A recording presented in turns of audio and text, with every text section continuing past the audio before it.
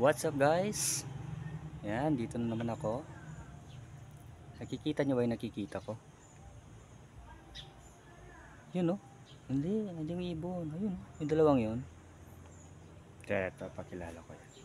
Since kailangan ko silang diligan kahit tanghaling tapat. Kasi kailangan nilang madiligan ng 3 times a day. So gustong gusto nilang mag-stay under the sun.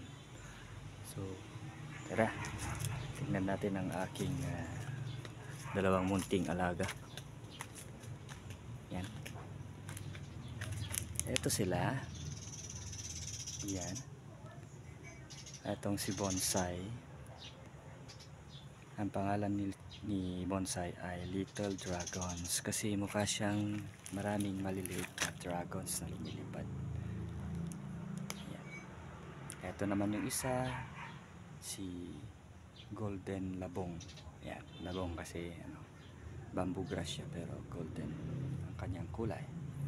So gumagawa rin ako ng I'm trying to create a bonsai version nitong si Golden Kawayan, Golden Labong, kaya Golden Labong.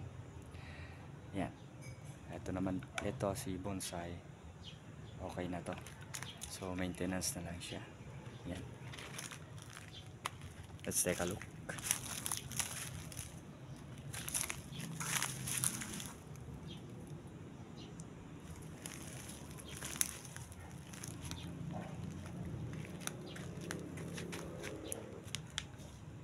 Yeah. So, trim na lang to. Saka dilig-dilig. Saka yung base niya hindi maganda. So, sooner or later, papalitan ko siya ng mas maganda. Para naman pag may gustong bumili, mabibenta natin siya ng mahal.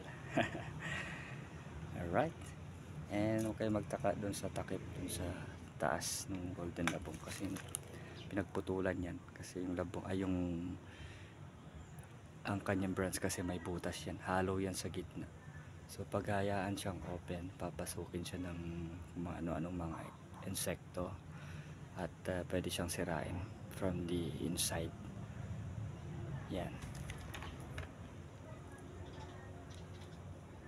Okay, so one more round. So, makita natin yung kanyang beauty, ang kanyang beauty.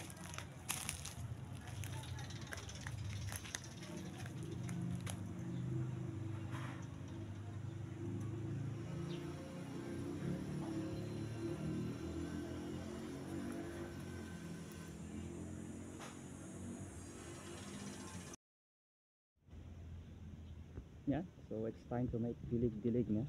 Bigyan natin sila.